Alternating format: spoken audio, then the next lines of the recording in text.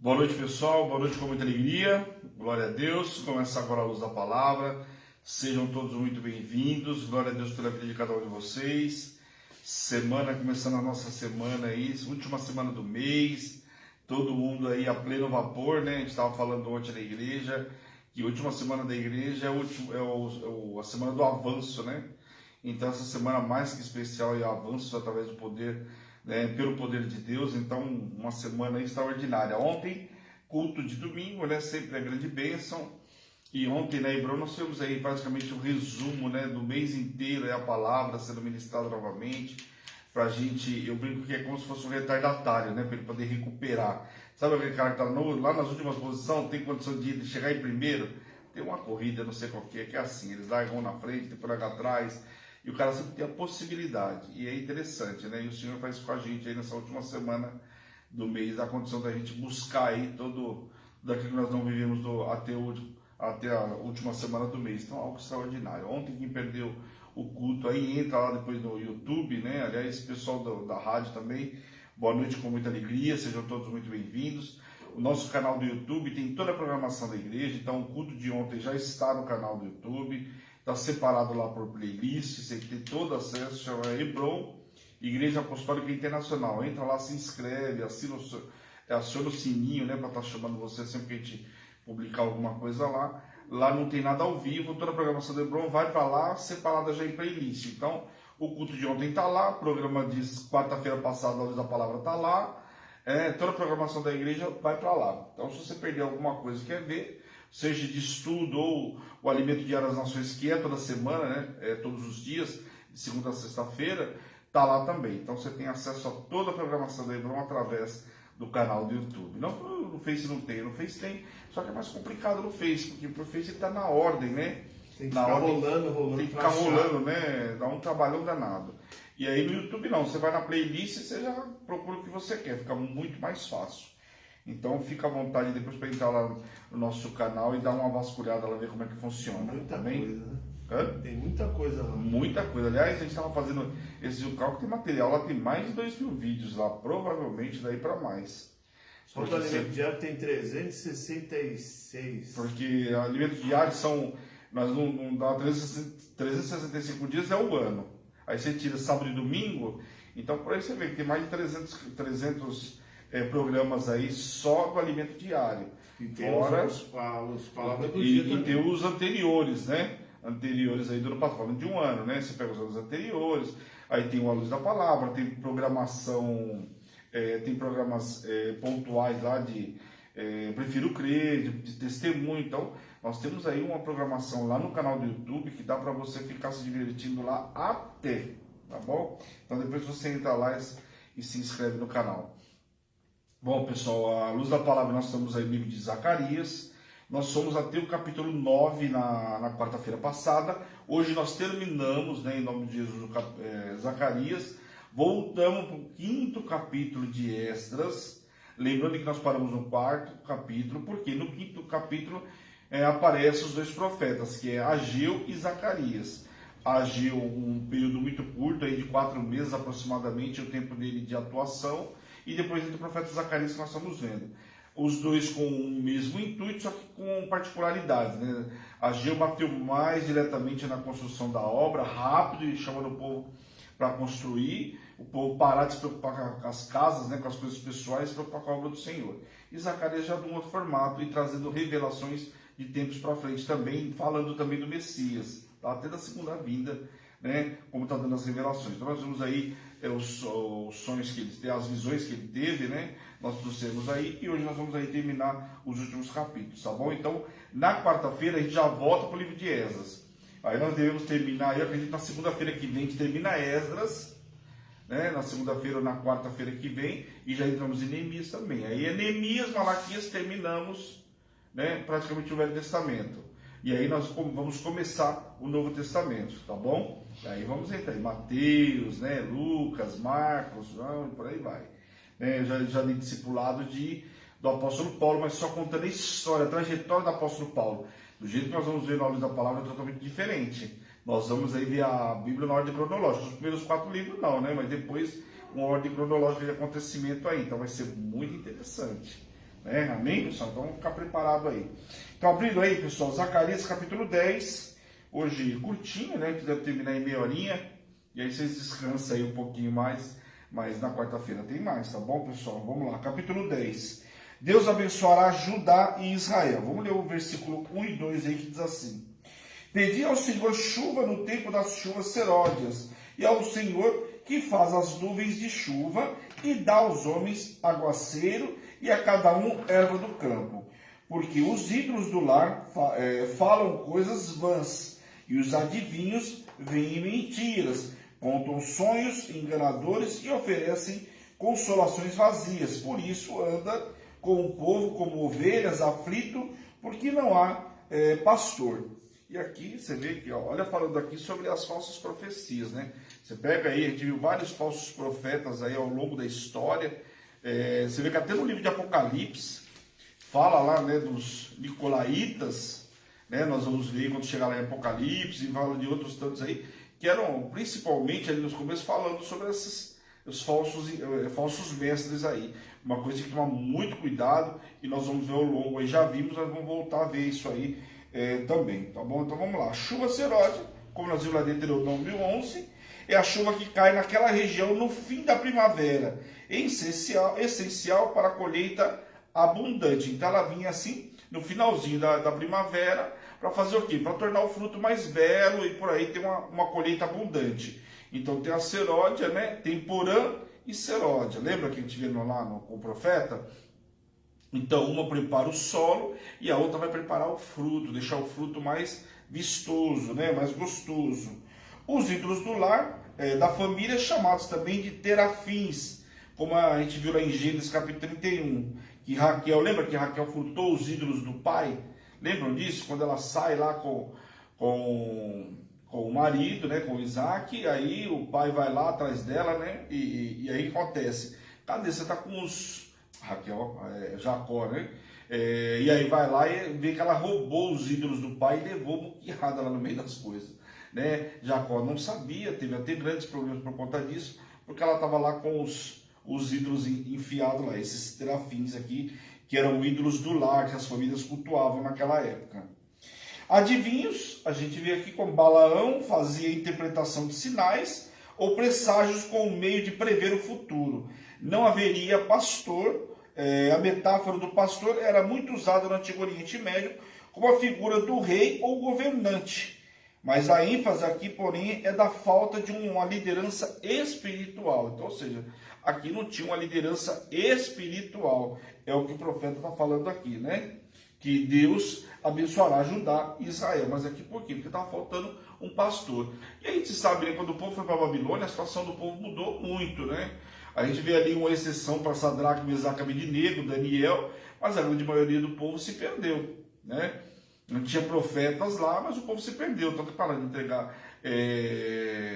entregar o holocausto, até porque não tinha como entregar em Jerusalém. Então o povo, mais um motivo para não fazer. E aí passaram a adorar outros deuses. Tanto que quando voltaram da Babilônia, muitos queriam fazer como já tinham feito no passado. Entregava bem uma oferta para o Senhor e outra para outros deuses. Aquilo que o Senhor não aceitava, que era abominável, né? Ao mesmo tempo que faltava uma liderança espiritual em Israel, não faltava tiranos para dominar o povo. São esses os bodes que serão julgados. Por outro lado, Deus fortalecerá a casa de Judá e há de torná-la instrumento de derrota dos opressores. Então, da mesma forma que tinha, né, esses dominadores tiranos, né, ia também ter um julgamento por tudo isso. Da casa de Judá, Deus proveria Jesus Cristo, a pedra angular. Aquele que a segue serão valentes combatentes e passarão por cima do pecado, no caso aqui, como fala da lama, e batalharão, pois o Senhor é com eles, e por isso confundirão os que confiam na força humana. Então aqui já começa a vir falando sobre uma promessa, e aqui falando sobre aquele que viria da casa de Davi, falando de quem? De Cristo. Por intermédio de Cristo, a sorte dos que estavam longe de Deus será restaurada, de tal forma como se nunca tivesse vivido afastado.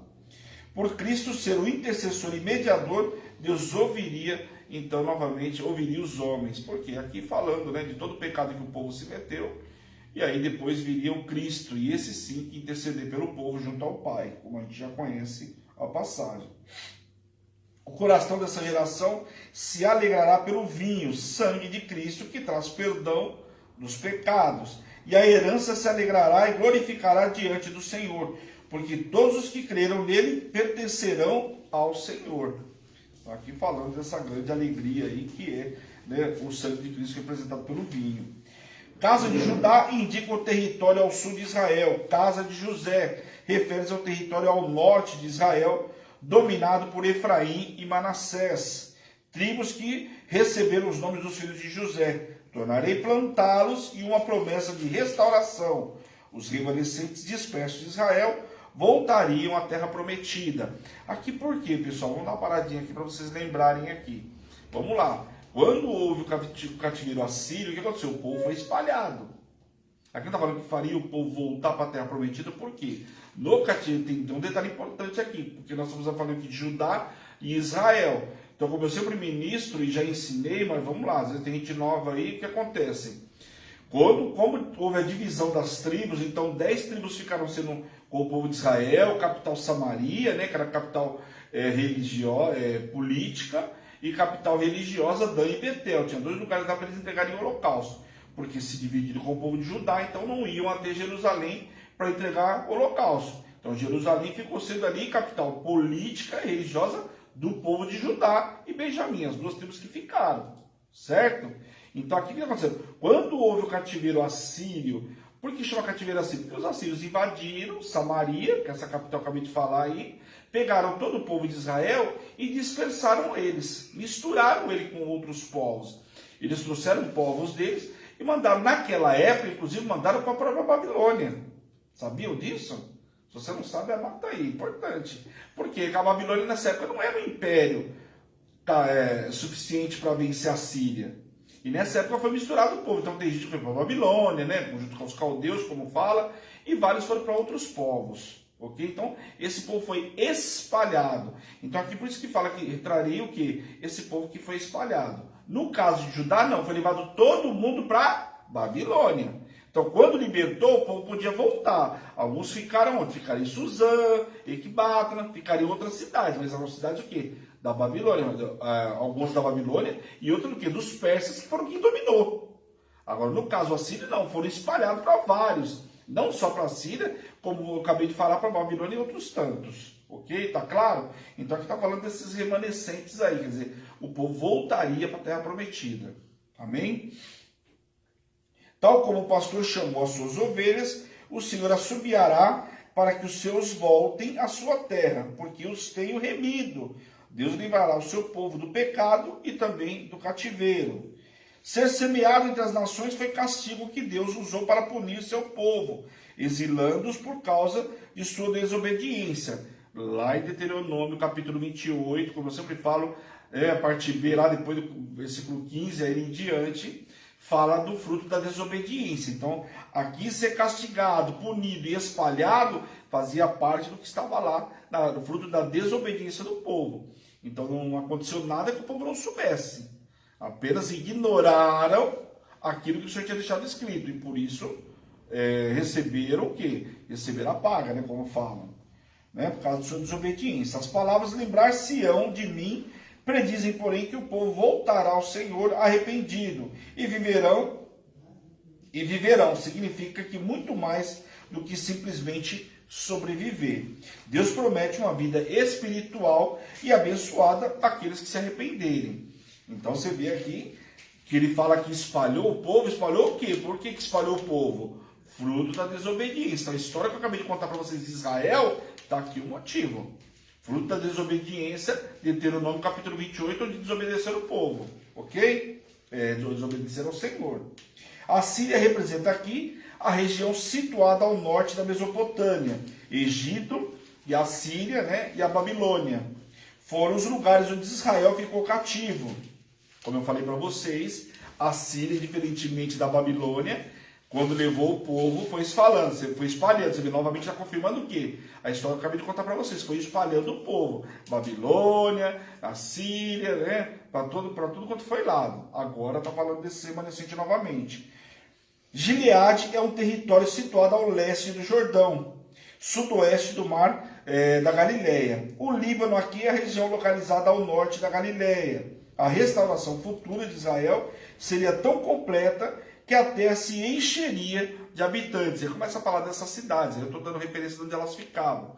Restauraria essas cidades aí, ok? Deus removerá todo impedimento para o retorno de Israel. Zacarias usa imagens inspiradas no Êxodo, mar e rios. Por quê? Por que ele usa isso aqui? O povo entender. Como é que o Senhor fez quando ele livrou o povo do Egito? O mar, né?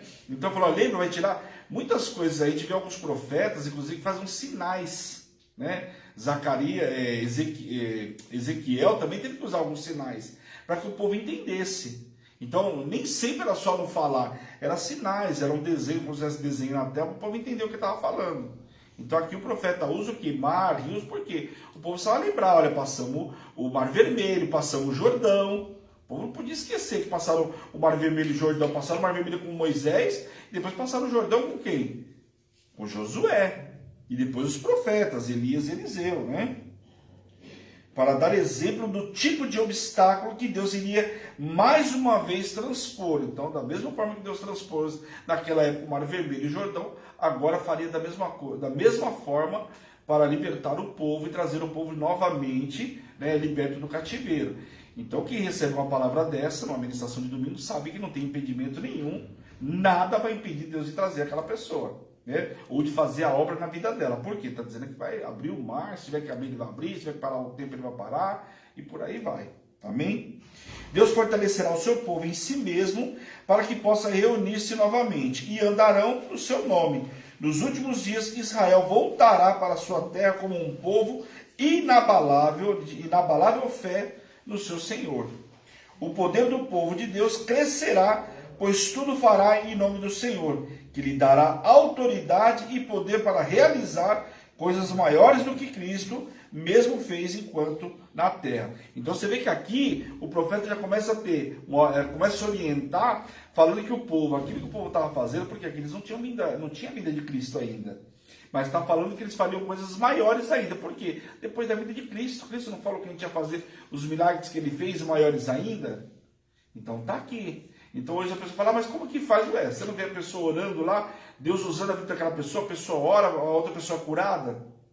Não é que ele tem poder. Deus através daquela pessoa.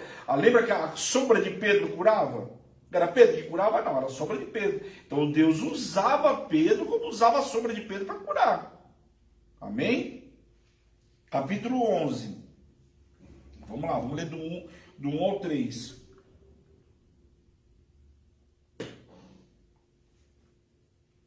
Abre, ó Líbano, as tuas portas, para que o fogo consuma os teus cedros. Geme, ó cipreste, porque os cedros caíram, porque as mais excelentes árvores são destruídas. Gemei ao carvalho de Baza, porque denso bosque foi derribado. Eis o uivo dos pastores, porque a sua glória é destruída. E eis o bramido dos filhos dos leões, porque foi destruída a soberba do Jordão. Então aqui esse recado é bem duro aí. O Líbano era conhecido por seus belos e aromáticos cedros, árvores usadas por Salomão para construir o palácio e o templo. Então você vê que aquilo que foi usado naquela época, quando está falando de destruição, está falando de destruições inclusive de coisas grandes e belas, como foi mencionado aqui. As árvores frutíferas não podem cair. Os cedros que simbolizavam as pessoas estruturadas não podem se curvar. Porém, o mal tem abatido belas árvores, vidas que outrora geravam frutos dignos ao Senhor, e hoje também tombam atingidas em suas raízes ou cerne. Como a árvore frutífera seja impenetrável e forte, a fim de não ser dizimado. Então está usando essa metáfora aqui para usar até para os dias de hoje, falando das pessoas, né? Falando dos cedros, falando, né, dos aromáticos aí, né, simbolizando toda a estrutura. Parábola do bom pastor. O verdadeiro pastor chora pela falta de suprimento das suas ovelhas. Isso é uma coisa que a gente comenta muito aqui, né? A gente sempre, quando tem necessidade da igreja, não só necessidade da igreja, mas necessidade da família Hebron, Quem caminha com a gente já há algum tempo sabe, né? Às vezes a gente manda recurso para pessoas que nem caminham, né? Não, aliás, não caminham não são da Hebron, mas participam dos propósitos, são de outras igrejas, e a Hebron nunca deixou de participar, não sei que a gente não tivesse participar, não, deixamos de enviar, não sei que a gente não tivesse o recurso. Muitas das vezes nós dividimos o recurso que a gente tinha aqui naquele momento, que às vezes pega dia que não tem recurso mesmo, a gente não tinha quase nada, nós dividimos com o irmão de outra igreja, porque precisavam. Então tá aqui, a gente sabe o que significa isso, a Hebron sabe.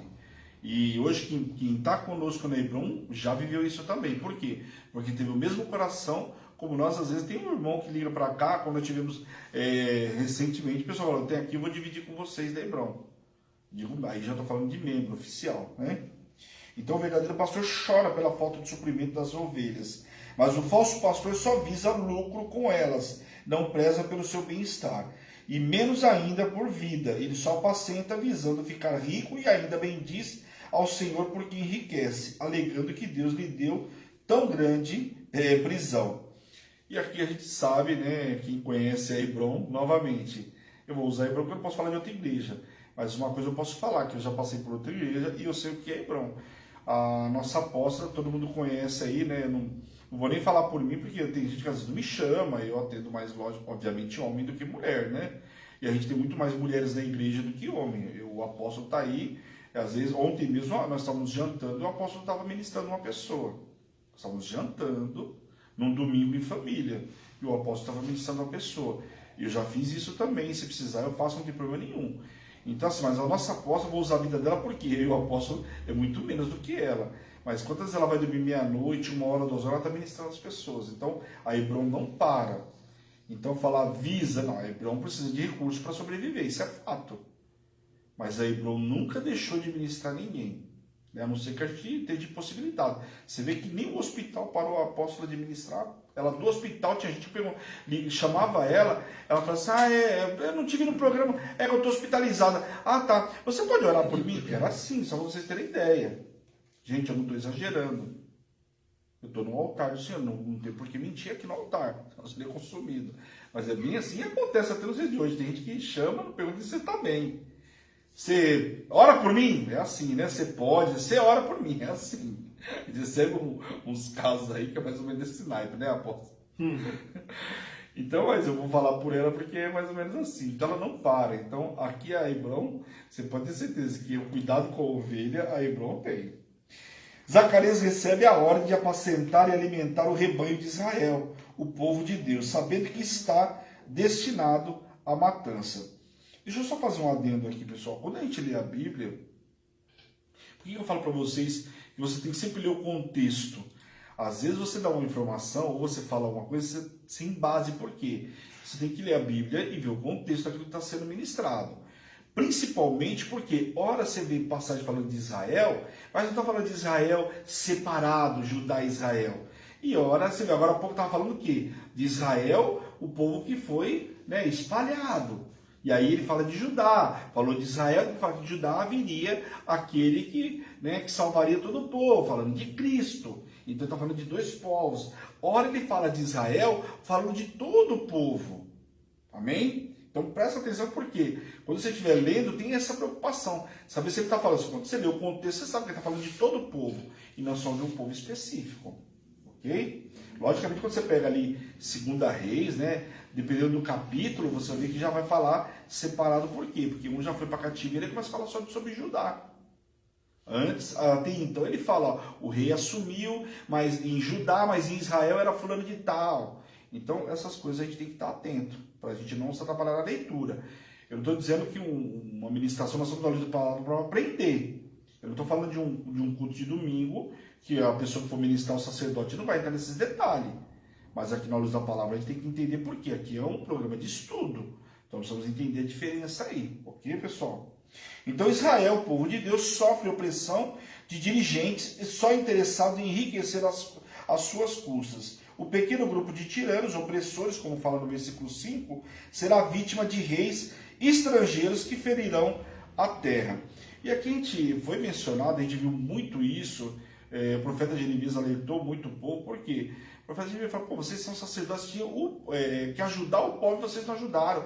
Pesaram a mão sobre o pobre, roubaram o pobre na balança. Então tudo isso está vindo castigo. Vai vir aqueles que tinham obrigação de ajudar.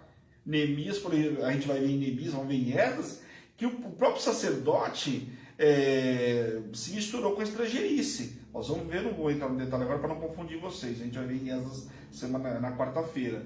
Por quê? Porque fizeram coisas que o Senhor não mandou fazer e que eles, como sacerdotes, tinham que ensinar.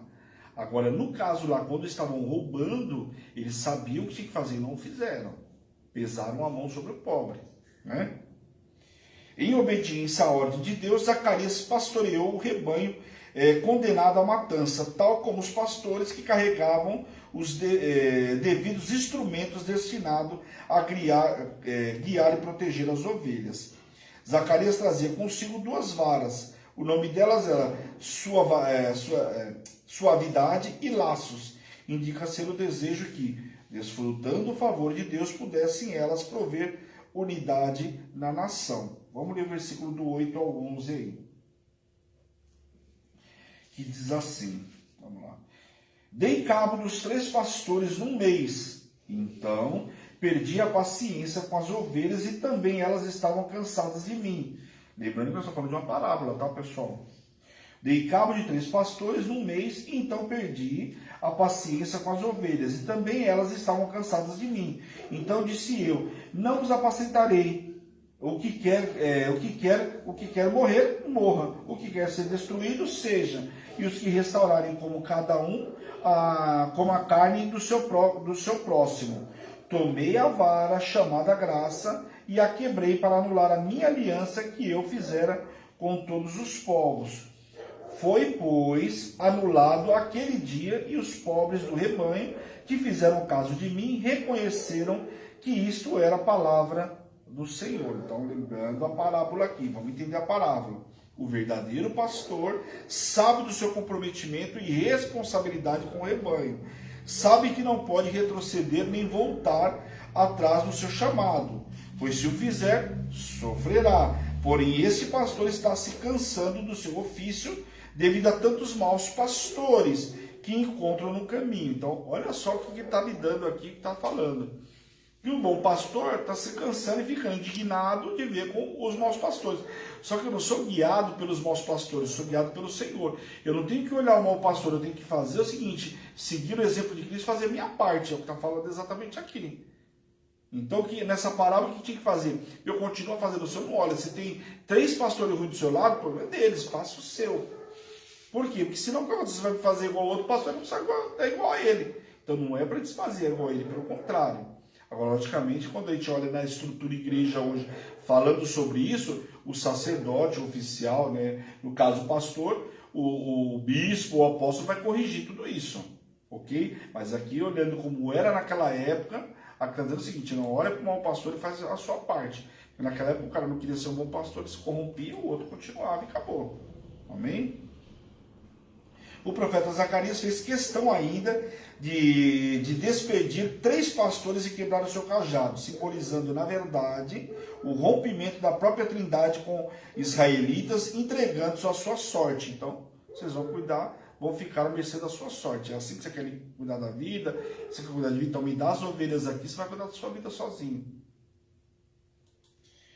Pagaram pelo trabalho do verdadeiro pastor somente 30 moedas de prata, e o profeta, por obediência ao Senhor, lançou este valor no tesouro da casa do Senhor, tipificando o mesmo que faria o bom pastor, que é Jesus Cristo. Então, tudo aquilo que ele arrecadou, lançou aos pés do Senhor.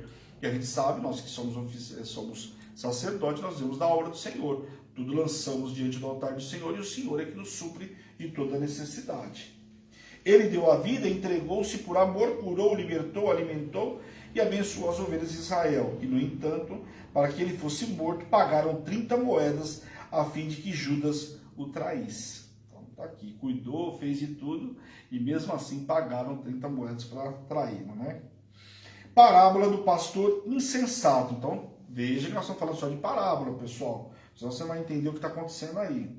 Características do pastor infiel: não cuida das ovelhas que perecem, não busca o que se desgarram, não cura a ferida, não alimenta a sã, come a carne das melhores ovelhas e arranca as unhas. Se alimenta, arranca as unhas porque, como se fala assim, se alimenta delas, tira o que tem de melhor e afeta a sua estrutura, abandonando o rebanho. Isso é um pastor infiel. Ele está muito mais preocupado em se alimentar do que cuidar daquela. Ele não cuida nem, ele não dá nem comida para aquela que está sã e nem cuida daquela que está enferma. Então, quer dizer, ela está abandonada. Tem isso? Tem. E tem pastor hoje, não estou falando para me gabar nem nada, mas tem pastor de todo tipo. Tem, como é se eu falar de uma profissão. Né? Se pegar uma profissão que trabalhava no mercado financeiro, era gerente, tem gerente bom, tem gerente ruim, tem gerente mediano, tem de tudo. A mesma coisa como era o pastor aqui. Então não é porque só porque é pastor, não. Como toda profissão também tem, aqui também tinha nos casos dos pastores. Aqueles que não queriam cuidar, tem um que quer cuidar, mas só quer cuidar se a ferida for rasinha, se tira muito fundo, eu não quer pagar o preço. Nós lembramos uma coisa que encaminhou com a gente, sabe que a gente paga o preço. Vamos com a pessoa até o milagre acontecer, ou se Deus se agradar e recolher. E amém. O pastor inútil será julgado, seu braço que deveria ser usado para proteger as ovelhas cairá, e seu olho direito, que deveria vigiar as ovelhas, ficará cego. Então uma coisa, quando você vê um pastor, mas eu não acredito que aquele pastor faz isso, isso e isso, deixa que Deus cuida. Aliás, a palavra do Senhor fala, do meu ungido, cuido eu. Então não se mete. A gente tem um problema que as pessoas ligam, às vezes, sabe, quer falar mal do pastor da outra igreja, quer falar, faz a sua voz, toca, não saiu de lá? Às vezes a pessoa saiu de lá, vem para amém, saiu de lá, ninguém é obrigado a ficar em lugar nenhum. Não tem a igreja, nós somos todos aqueles que andaram no caminho do Senhor, né? Aquele que crer e com a boca confessar, o coração crer, será salvo. Lá no céu não tem placa de igreja. Agora o cara vem de lá, vem contando sacada história, não precisa você não conte a história de lá. Você vem para cá e ande, segundo aquilo que está dizendo na Bíblia, acabou. Aí começa a falar de autoridade, puxa uma lepra para a vida dela. Porque, mas o pastor lá ele fazia coisa errada. Não importa se ele fazia coisa errada, ele é um pastor, tem um óleo que caiu sobre a cabeça dele. Deixa Deus tratar. Se a palavra de Deus fala aqui do meu ungido cuidou, deixa Deus tratar com ele. Cuida da tua vida e acabou. O pastor inútil será julgado. Seu braço, que deveria ser usado para proteger as ovelhas, cairá. Então, acabou. Você está dizendo que cairá, que os olhos que foram para vigiar, o cara vai ficar cego? Deixa Deus cuidar, querido, não sou eu. Aí a pessoa quer falar, vai melhorar o quê? Só vai trazer uma leva para a tua vida. Resolveu? Não. Então, Capítulo 12. A salvação de Jerusalém. Vamos lá, terminando. A salvação de Jerusalém. Zacarias prevê o dia futuro em que Israel será liberto de seus inimigos. Então, já prevendo sobre o futuro. Quando as nações ímpias serão, então, destruídas. O profeta está sugerindo que o estabelecimento final do reino de Deus deverá ser precedido de uma oposição concentrada, mas sem sucesso contra o povo de Deus. Quer dizer, vão tentar, mas não vão conseguir sucesso contra o povo de Deus. Vamos ler o versículo 1 ou 3 aí. Sentença pronunciada pelo Senhor contra Israel. Fala o Senhor, os que estendeu o céu, fundou a terra e formou o espírito do homem dentro dele. Eis que eu farei de Jerusalém um cálice de tontear para todos os povos em redor e também para Judá, durante o sítio contra Jerusalém. Naquele dia farei de Jerusalém uma pedra pesada para todos os povos. Todos os que erguerem se ferirão gravemente, e contra ela se juntarão todas as nações da terra. Vamos entender aí. Jerusalém é representada como um copo de vinho, ou uma bebida forte, que causa tremor. O copo ou cálice é muito usado nas escrituras, como uma metáfora da ira de Deus. O cerco na guerra significava rodear a cidade para impedir que seus habitantes fugissem e, ao mesmo tempo, recebesse suprimento de água, comida, forçando-os a render-se. E isso a gente viu. A Babilônia fez isso, né? Nabuzaradã fez isso com a Babilônia. Senaqueribe tentou fazer isso com o povo de Judá, e cercou o povo de Judá, como cercou o povo, né, de Israel. Então, tudo aqui para não entrar suprimento, para não sair, para que o povo não comesse.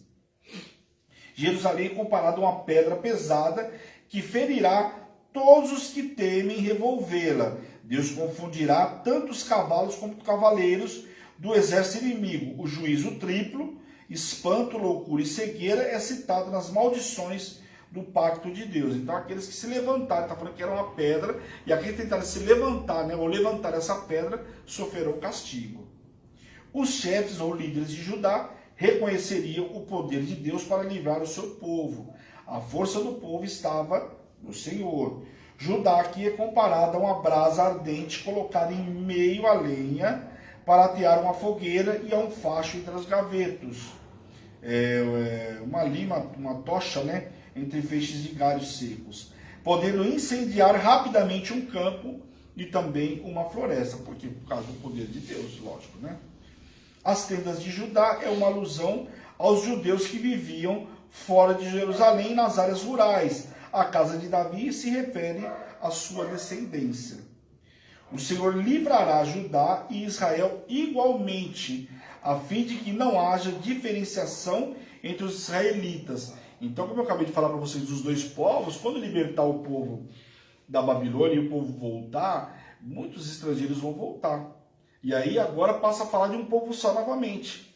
Então passa a ser um povo só de Israel. Agora quando a gente vai para o Novo Testamento, a gente vê a briga deles com os samaritanos. Quer dizer, passa a ser todo um povo só que o cara sabe quando o cara é samaritano. Por quê? Ele tem uma linhagem diferente. Ele teve um relacionamento com o estrangeiro, casou com um povo de outra cultura. Casou com o babilônio, com o caldeu, né? Casou com o povo persa, casou com outros povos. Então gerou uma descendência diferente.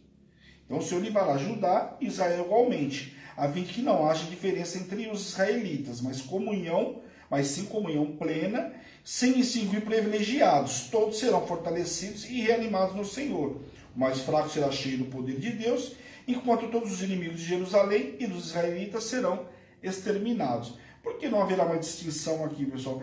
O povo de Judá se achava muito, mas eles cometeram o mesmo pecado e piores ainda, tanto quanto o povo de Israel. Ué, não falou que tinha... Eu lembro que eu falei hoje pela manhã, né? Vocês não estão, tem gente que não estava, mas, por exemplo, o povo de Judá teve rei lá que sacrificou o filho dele também, a Deus Moloque. Então, quer dizer, as mesmas atrocidades que o povo de Israel fez, que levou eles ao cativeiro, e Deus tentou, né, mandou os profetas para evitar que Judá passasse pelo mesmo destino, Judá não hesitou, quer dizer, continuou fazendo as maldades também, e gerou a mesma coisa. Então aqui vai virar um povo só, não tem melhor ou pior, um povo só. Agora, porque quando fala de Judá, né, que vem a linhagem, né, que vai lá, a linhagem de Davi, que vai até Cristo, aí o povo acha que é melhor, né? Vamos ler o versículo 10 e 11 aí, que diz assim, aqui é o arrependimento dos habitantes de Jerusalém. Sobre a casa de Davi e sobre os habitantes de Jerusalém, derramarei o meu espírito da graça e de súplica. Olharão para aquele a quem transpassaram, planteá-lo-ão como quem planteia por um unigênito, e chorarão por ele, como se chora amargamente pelo primogênito. Naqueles dias será grande o pranto em Jerusalém, como o pranto de Haddad e Rimon, no vale do Megido. Vamos entender aqui, nesse dia da volta visível de Cristo a Jerusalém, para defender Israel dos seus adversários, os israelitas serão tomados pelo Espírito Santo. Eles serão cheios de graça e em súplica orarão sem cessar e lamentarão amargamente aos pés de Cristo por não terem reconhecido o Messias, o Filho de Deus. Chorarão arrependidos como se chora a perda de um filho. Entristecido, plantearão com as suas famílias o mal que fizeram ao Salvador. Aqui, logicamente, está falando de Cristo lá e da crucificação. Eles clamarão inconformados pela traição e a dor que causaram por terem vivido tantos anos sem aceitar a salvação.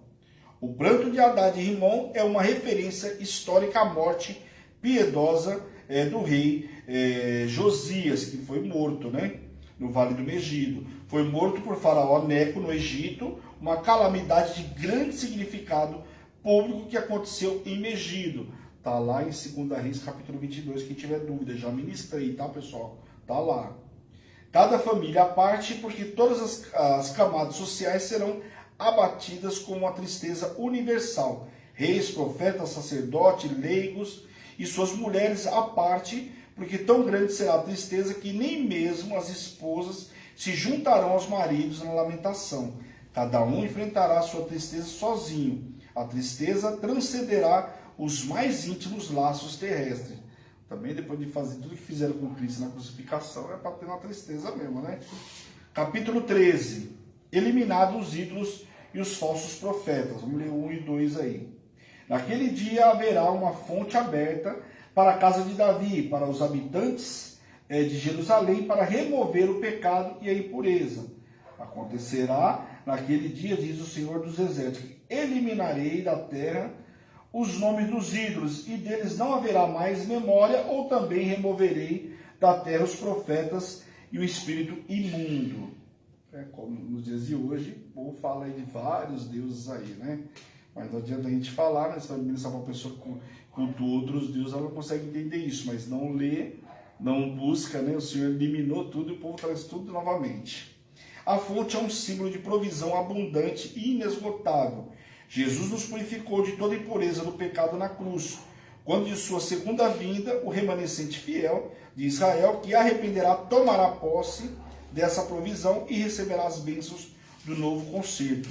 Paulo, inclusive, fala isso em Romanos capítulo 11, sobre esse grande dia, tá? Nos tempos antigos, o nome de alguém expressava sua própria personalidade. Zacarias prevê que a memória dos falsos deuses e sua influência serão totalmente extirpados. Segundo a lei de Moisés, em Deuteronômio capítulo 13, todo falso profeta deveria morrer. E o mais penoso é que os pais dos falsos profetas é quem tinha de confrontá-lo e aplicar a sentença. E isso está aqui no versículo 3, pessoal. Olha como que era o falso profeta naquela época. Olha só, vamos lá. O mais penoso é que os pais do falso profeta, que tinham de confrontá-lo e aplicar as sentenças. Já imaginou um pai aplicando a sentença sobre um filho que é um falso profeta? Gente, é muito sério isso, hein? Muito sério. E pouca gente sabe do que eu estou falando isso. Porque isso aqui, uma parte está lá em Deuteronômio e uma parte está escrito aqui nesse livro, Zacarias. Lá fala que tem que morrer. E aqui está falando que o pai vai lançar essa sentença. Depois vocês leem Deuteronômio 13 e volta aqui em Zacarias para você entender o que eu estou falando, se você não entendeu. Os falsos profetas negarão que são profetas com medo da punição e se recusarão a vestir o manto de pelos, que era um traje tradicional dos profetas. Então eles vão se recusar com medo de morrer. Em vez de valorizar-se por causa de sua função de profeta, eles dirão que são lavradores desde a sua mocidade. Eita, Pedro. Esse texto parece ser uma paródia de Amós, né? Porque Amós fala lá no capítulo 7 dele, onde ele diz não ser um profeta, ou até mesmo filho de um profeta, ou ainda discípulo, era apenas um boieiro colhedor de sicômoros.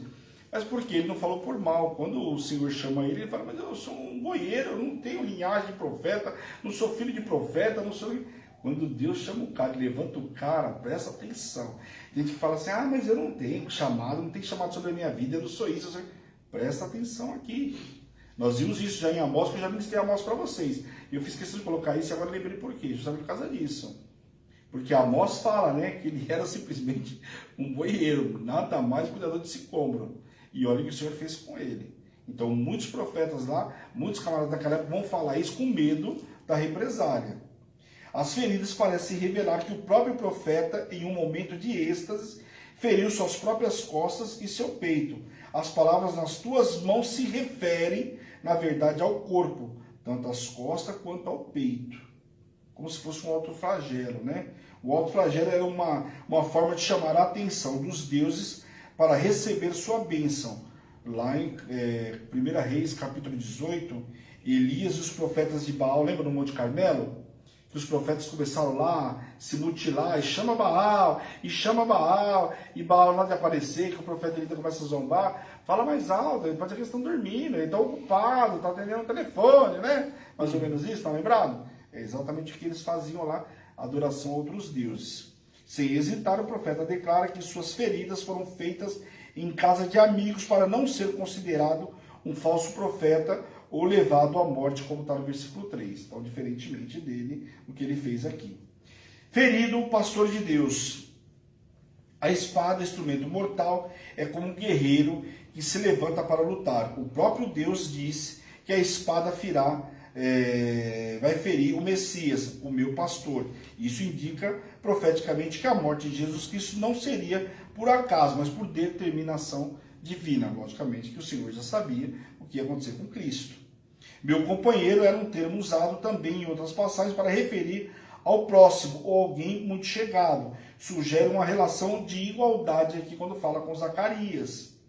Os pequeninos podem ser os primeiros discípulos ou judeus incrédulos de todas as idades, ou futuro, remanescente fiel, já que os judeus sofreram muito ao longo da história, né, escravidão, exílio, né, o próprio domínio romano, Inquisição, Holocausto e até como se fosse um nazismo, né? Essa passagem pode ser entendida como uma profecia que, de modo geral, fala da perseguição e do sofrimento do povo de Deus, para o qual Deus aqui se volta. Zacarias revela as consequências devastadoras que terão ocorrido quando Deus se volta para o rebanho espalhado. As ovelhas dispersas terão enfrentado um grande juízo, do qual somente a terceira parte terá sobrevivido. Os remanescentes será, porém, remido, purificado, restabelecido em um relacionamento de uma nova aliança com Deus. Como o ouro é exposto a um calor intenso, a fim de separar as impurezas do metal puro. Por que ele está falando isso? Que vai tirar todo o pecado, limpar aquela pessoa, como restauraria o ouro, e ele passa a ser puro novamente. Assim seria feito com o povo. Como se pegasse lá, fosse tirar toda a impureza, esquentar, tirar toda a impureza, separar o que é ouro e o que não é.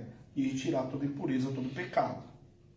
Ele diz, provarei, porque uma vez refinado o metal precioso é analisado para que o seu real valor seja estipulado. As expressões é meu povo e o Senhor é Deus reafirmam o concerto de Deus com o seu povo escolhido e falam de renovação da aliança com quem Israel seria espiritualmente restaurado. Portanto, os salvos serão provados pelo fogo do Espírito Santo, serão purificados como se purifica a prata, a fim de que toda escória seja removida de sua vida. Amém?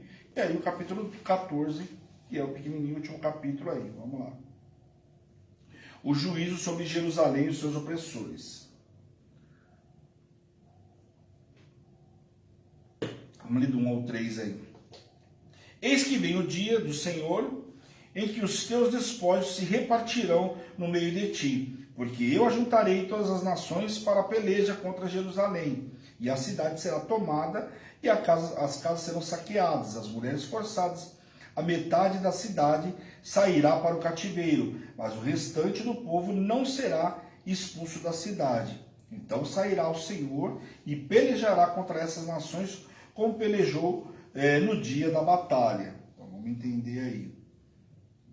Zacarias descreve os eventos relacionados à segunda vinda de Jesus Cristo, o Messias, no final da batalha do Armagedon, como está lá em Apocalipse capítulo 16. Essa passagem descreve os acontecimentos que viriam sobre Jerusalém.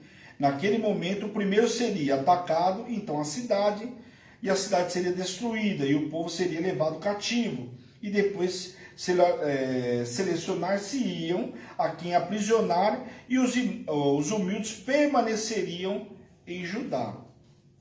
Logo na sequência, descreve Cristo voltando à terra para salvar Israel dos opressores que cercarão a fim de eliminá-la. Isso ocorre no final dos 7 anos de governo do anticristo.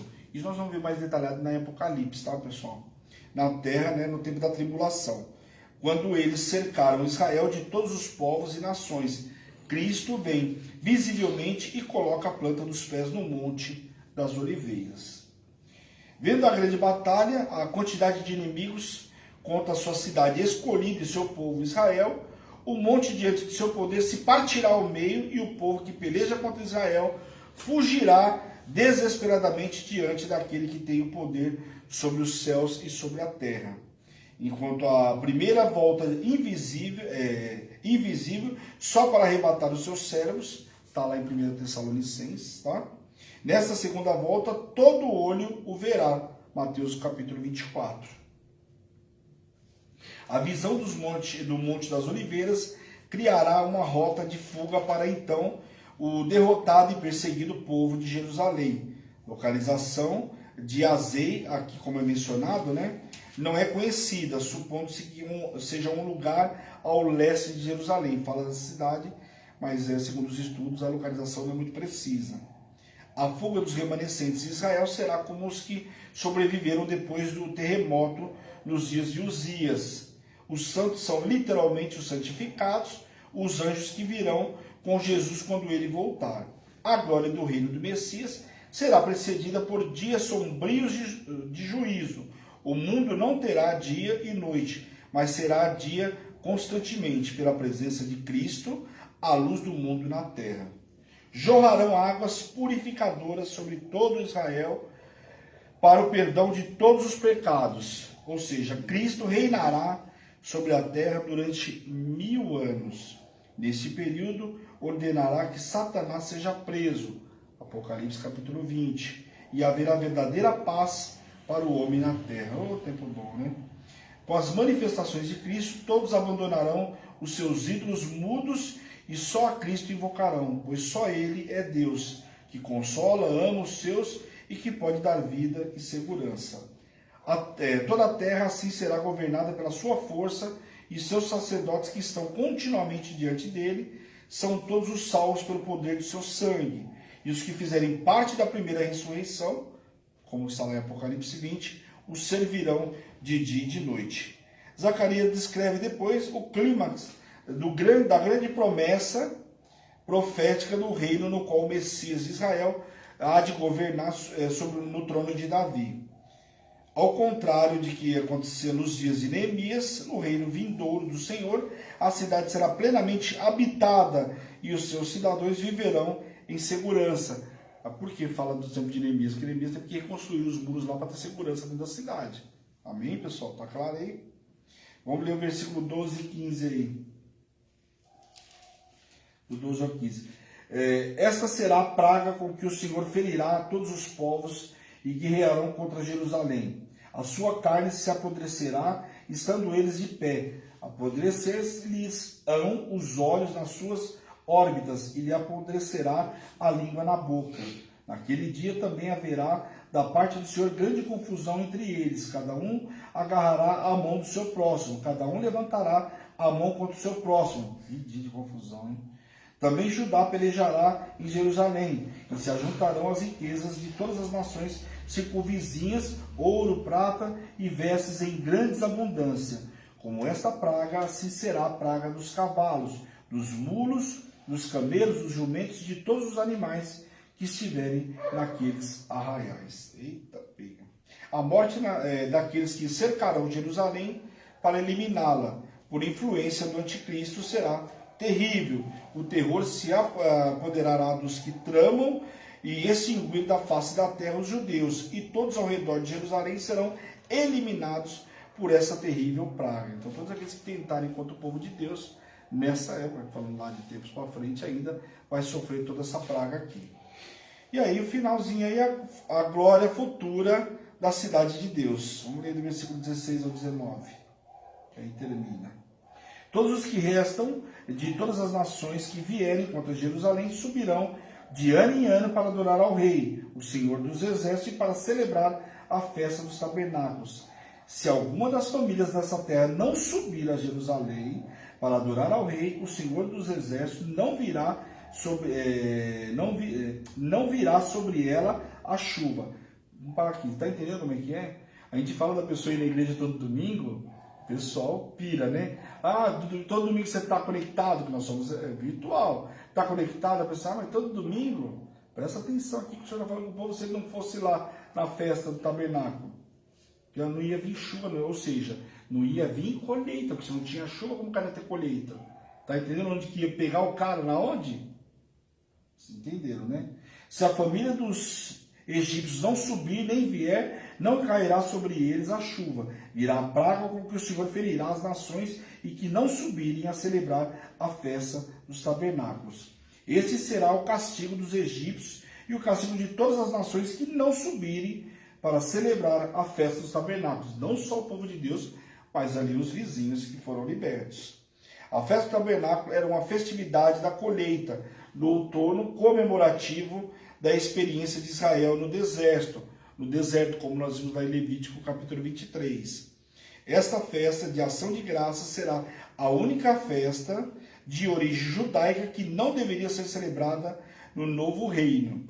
As outras terão sido encerradas, mas a ação de graças há de ser um tema constante no reinado do Messias. Então aqui a gente já vê a diferença. As nações que se recusarem a ir a Jerusalém para adorar ao rei Messias e celebrar a festa estarão sujeitas ao juízo divino. O Egito é usado como exemplo por ser um adversário tradicional de Israel.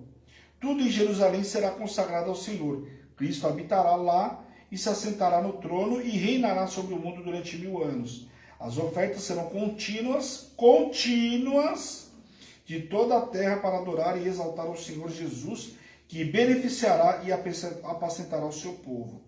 Haverá festas contínuas na presença de Deus e de cada tribo, nação, língua ou povo, e sairá da sua terra para buscá-lo. O ser humano sempre precisou de algo palpável e, por isso, erroneamente ergueu para si imagens que acabaram afastando-se de Deus. Porém, agora eles contemplarão a face do Senhor e se alegrarão, pois estarão diante daquele que é o Deus verdadeiro. Então tá aí, né? Aquele que não for até lá, né? Tá aí o recado para quem não for, né? Acho que meio deu para entender, né, pessoal? Fala sério, né? Então isso aqui como que era naquela época, e aqui tá falando inclusive de coisas que vão acontecer lá no Apocalipse, que não aconteceu ainda. Então é um sinal de alerta para a gente prestar atenção, né, pessoal? Amém, pessoal? Então terminamos aí o livro de Zacarias. Quem tiver dúvida pode me chamar. O livro ele é um pouco mais complexo, né? A gente tem livros que são mais fáceis, mas quem tiver dúvida, eu tenho material e eu vou tirar a dúvida de vocês, ok? Aqui fala de coisas do presente, fala coisas do futuro, tem que ficar atento. Uma hora é parábola, temos que ficar atento. Parábola aí para tudo que é uma parábola para explicar alguma coisa, ele usa uma parábola, amém? Glória a Deus. Então tá bom, pessoal, na quarta-feira a gente volta com o livro de Esdras. Eu queria agradecer a todos aí pela companhia, pela presença aí. Quarta-feira voltamos lá no livro de Esdras, no capítulo 5. Então não perca, porque agora tudo isso aconteceu entre o capítulo 4 e praticamente o capítulo 5, praticamente o começo do capítulo 5 de Esdras, ok? Ageu e Zacarias. Amém, pessoal? Glória a Deus. Então bora orar em nome de Jesus. Senhor, meu Deus, meu Pai, nós queremos te louvar, te glorificar por essa noite extraordinária, Pai. Quero te louvar, te agradecer por tudo que o Senhor fez nessa noite, por esse estudo, Pai, maravilhoso. Pai, quero te pedir, Senhor, em nome de Jesus, que aonde o Senhor chegar agora, Senhor, em cada casa, daqueles que viram agora ao vivo, aqueles que vão ver na retransmissão, que o Senhor toque, cure, liberte, restaure a vida do teu povo, Senhor, em nome de Jesus, que eles possam multiplicar, venha abrir o entendimento de cada um deles, Pai, que eles não pequem mais por falta de conhecimento, tenham desejo, Pai, em buscar a Ti e aprender cada vez mais as Escrituras, Pai. E eu, como servo ministro do Senhor, envio eles para uma noite extraordinária, debaixo de poder, unção e autoridade, em nome de Jesus. Amém. Amém, pessoal? Glória a Deus. Queria agradecer a companhia. Eu achei que ia dar meia horinha, né? Mas eu tinha anotado bastante coisa. Então, glória a Deus aí, né? Mas fechando o nosso horário.